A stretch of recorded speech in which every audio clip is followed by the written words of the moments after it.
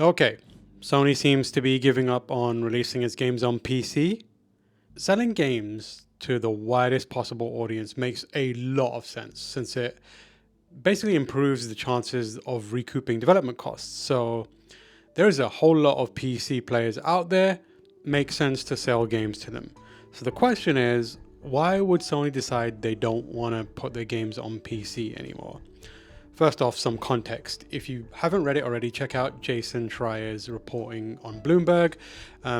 People in the know told him that PlayStation is essentially planning to shift its strategy away from multi-platform and go back to console exclusivity. Jason speculated that there's probably a few reasons for this, chief amongst them being that PlayStation games on PC haven't really been selling well, which surprises me given that, as far as I'm aware, there hasn't been a reliable sales breakdown of how these games have performed on Steam. But I just figured, given how popular they are and how culturally relevant the IPs are that they are games within, I expected them to do well enough to at least make that strategy worth pursuing. But Sony clearly doesn't think that is the case. Sony has released around 23 games on Steam under the PlayStation Studios label. I looked at this earlier.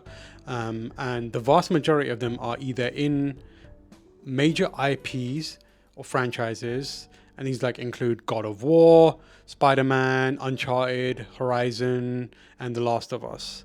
And there's a few titles that, relative to those games that I just mentioned, they're smaller in profile, but they still have quite a decent amount of appeal. Stuff like Stellar Blade and Lost Soul aside, maybe not that one too much, but Returnal's another one.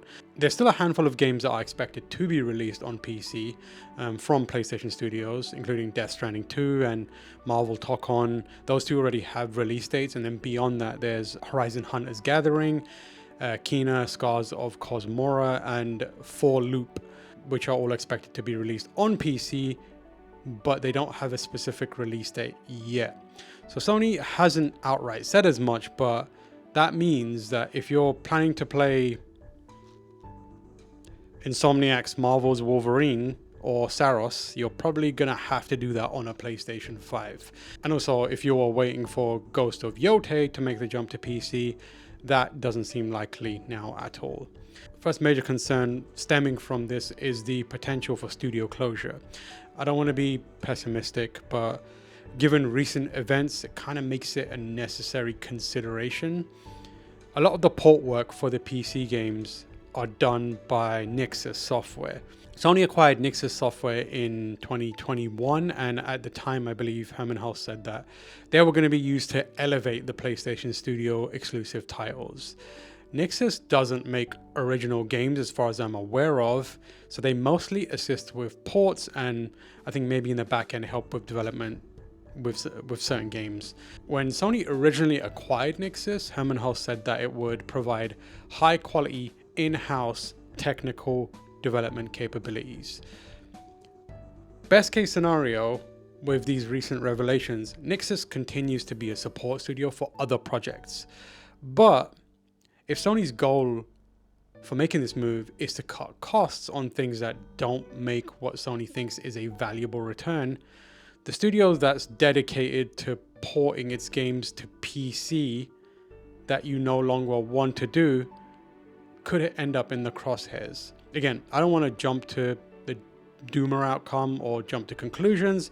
Just a thought, because with the recent closure of Bluepoint, a similarly single-purpose development studio, it's in risky spots, and I think that at least warrants thinking about. What the team does have going for it, though, is that it's not based in America. Bluepoint was in Texas, Austin, I believe, and it is incredibly expensive to get games made here. The other why that immediately springs to mind in relation to all these decisions to make PC gaming less of a focus again, and again, speculating, maybe it turns out that outside of the gamers, people don't really care. I think a decent part of the rationale in doing this was to bolster the kind of transmedia efforts that PlayStation Studios was engaging in, or it was a significant factor, I believe.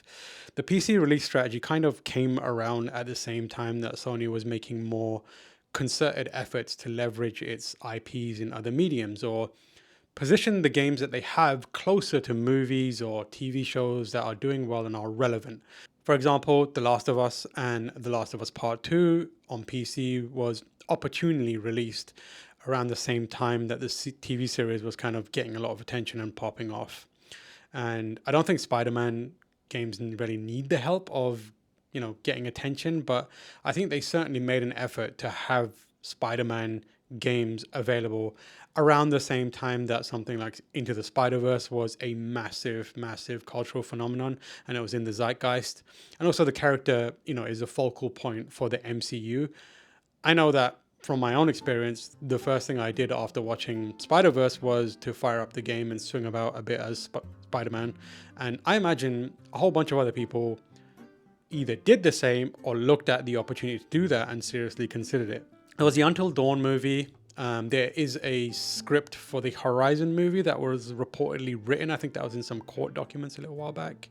There is a Ghost of Tsushima movie with Chad Stahelski from the John Wick franchise attached to it. And more immediately, we've seen God of War TV series is happening. But maybe it turns out that the crossover interest around those properties isn't meaningful enough to generate interest in the availability of the games that they're tied to on PC. So in the long term, it's not really worth it for Sony. So that might be another factor in why they decide, it's not really worth pursuing that much. It's hard to say with any certainty exactly why this is happening, but another big thing that I think when looking around the industry is like we're kind of having a bit of a regression in the way that people think about the business of games in some ways. So there was a period that I remember where it felt like games were the premier form of entertainment, and the companies that had a hand in making them and platforms and that kind of stuff wanted to push beyond the specific audiences they had up until that point by catering to, more people. Every platform holder made some sort of move to try and appeal to that broader audience that could make the numbers go up exponentially higher. Nintendo found the winning strategy by just making games approachable to play and lowering the barrier to entry. And they hit that from multiple angles across multiple devices. I think amongst them, the only real failure to do something significant in that respect was probably the Wii U. That one missed the mark. But otherwise, I think it's very successfully grown its audience base without drastically changing its business strategy. Microsoft, meanwhile, tried to make the Xbox the everything machine, and that includes trying to position it as the focal point for your multimedia experience with the Xbox One, and then later by saying that everything is an Xbox in the Xbox Series X and S generation. PlayStation, I think they did a little bit of everything. The casual gaming stuff it tried mainly via, I guess the earliest one would probably be like iToy. But after that, they had like the Move controllers, which was kind of following in Nintendo's footsteps after everyone tried to get on the motion gaming train. And also, I guess to a significant extent, the Blu-ray approach was kind of a part of that as well, in my mind. Creating the successor to the DVD is a pretty big selling point for a machine that you're trying to market to a broader audience. This isn't the machine that you just play games on. Those movies that you really love to watch? Hey, they're going to be even better. They're going to look nicer. And the only way you can watch them is by getting Blu-rays. And wouldn't you know it, our gaming device runs Blu-rays. So I think that was a big part of it as well. Not a wildly unique take, but it's still something to keep in mind. More recently, I think that the PlayStation PC releases were also kind of another incarnation of that strategy of trying to achieve the same thing, appeal to more people outside of the usual base to make the numbers go up. Again, I think about Nintendo. Nintendo already had a family-friendly image, and it just very naturally pivoted and lent into that. But the Xbox and the PlayStation feel like they've been trying to crowbar their way into similar success for a really long time now. The audience of gaming has definitely grown, but I don't think the growth has really come from any of the pivots or bold new audience acquisition strategies that Xbox or PlayStation have implemented. I think that in chasing those, actually, both the Xbox and PlayStation have at best watered down their identity and at worst like compromised it. In the article, Justin Fry also mentions that there's a concern within Sony apparently that the brand is being hurt by the PC strategy, and relatedly, the potential for having PlayStation games readily available on the next Xbox might also be a factor in this decision. Rumors kind of have indicated that the next box is much closer to a PC, even more than the current generation of Xboxes. They're closer to the PC architecture, which means it's capable of running Windows and thus PC games. So technically, if it does go down that way, you could fire up the next Xbox and play Spider-Man on it, which is definitely going to give some senior Sony execs the ick. We're at the stage now that I think there's going to be that regression that I talked about in how the business of game releases is approached. I think we're going to go back to how it used to be a bit more, to the simpler times, the more segregated walled garden approach that was the kind of like the foundation of these companies, how they built their gaming brands and what they built their gaming brands on. I am not a fan of the idea of walled gardens. I know a lot of other people aren't either, but I think you have to kind of admit that there are some benefits. Nintendo is probably the best example of it working. It has always kept its games exclusive for the most part. If you want to play one of Nintendo's first party games, you have no choice but to buy its hardware. As long as there's a Mario game, a Zelda, a Metroid, a Smash, Animal Crossing in development, I think a whole lot of us are going to keep buying Nintendo hardware because we've got no other choice. They're basically forcing people to commit to their platform. So if you have an interest in their games, you got to cough up the money for their platform. Giving people multiple pathways to games, even if one of them is like get you there much later because of delayed releases or whatever, it still does create a reason to not purchase the hardware potentially. And as people become like used to PlayStation games eventually showing up on PC over time, I think they also start asking themselves why they should buy a PlayStation, period. And the longer they continue to release PlayStation games on PC, and the more people that take advantage of that, and the more normalized it becomes, I think people are going to start expecting it. They're going to have expectations. And right now, the PC release and the communication around them feels a bit half-assed. So as that expectation grows, I think people won't be putting up with that for much longer. As if Sony's going to cultivate that audience on a PC, even if it's a small one relative to what is on PlayStation 5 or another PlayStation, Sony's going to be beholden to those people eventually. And those people are going to want better communication around what is going to be released on PC and when it's happening. Before long, they'll have had enough of being treated like the second-class PlayStation citizens, and they're going to start wanting day-and-date releases. And that, I think, isn't something Sony wants to deal with if they're not certain that the numbers will go up in a big way. So maybe now is the time to shut it down well before it really reaches that point. Given how expensive it is to make new hardware as well, and then also make the games, spreading what audience you have thin across multiple platforms could end up doing more harm than good in the long run. There's a case to be made that PlayStation 6 sales could very well be softer in a world where Sony continues to release games on PC than in a world where they don't do that. Whether or not that's the reality doesn't really matter, I think, right now. On paper, it's a scenario that's plausible enough to upset those executives, especially when they're looking at how much it's going to cost to design, engineer, manufacture, and distribute new hardware, and then make games for them.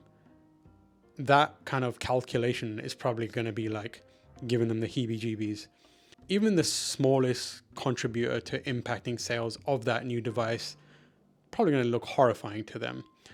And if you include the rising cost of components, which who knows when that will come back down to earth, if ever, hardware that doesn't make the most compelling case for itself with exclusives could be a catastrophic business decision later on down the line. I think Xbox has its own set of problems, but If the statements from its new leadership are to be believed, they're also planning on refocusing on making a better case for Xbox consoles using compelling games. Apparently that's going to be their method for, the supposed bringing back of Xbox in a big way, apparently. I'm sure those Xbox games will still appear on PC, given the rumors about the new console and its Windows ecosystem. But I have to imagine that as part of strengthening the brand again, they're going to pull back on the everything is an Xbox approach and show you why you need to have an Xbox, and that actually your microwave kind of isn't an Xbox and it kind of sucks at playing games. Games are also expensive. Like, they cost a lot of money to make. So PlayStation having to market them a second time, including the cost of marketing in the overall development cycle, having to market a game a second time for a release on PC is a big chunk of change. I don't think Sony has done a very good job of marketing their PC releases. For the most part, they just seem to like pop up on Steam, and unless you're actively paying attention to game news, they can very easily slip under the radar. I don't think Sony wants to commit to putting in money to market those PC ports to the extent that the marketing gives them a good shot of getting in front of people more prominently. And without doing that, the return on that investment isn't going to be worth it. It's kind of capped. On the one hand, you've got PC ports that aren't hitting the numbers they need. And on the other, they need to spend more money to potentially address that. So it's a kind of poop or get off the pot situation. And Sony feels like finally has reached a point where they're like, I think it's time for us to get off the pot. I think they're going to chalk it up to a failed experiment and keep it pushing. But then again, Jason Schreier says in that article, he notes that sentiments and strategy in Sony can be very, very fluid. So things could change. Maybe they figure something out, or they just decide to take another crack at it, or some opportunity in a transmedia space becomes available. Anyways, those are just some rambling thoughts I had on the news after seeing it. But yeah, thank you for watching another video. Please do subscribe and like it and share the video. Also, I would love it if you followed me on Instagram and TikTok, Tamoor. I know those platforms suck, but it helps massively in this modern media hellscape we live in. I'll leave the links in the description so you can just, it'll take you a couple of seconds to hit them and then follow. I would really appreciate it. And again, I appreciate you. I'll see you for the next one. Peace. Peace. Peace.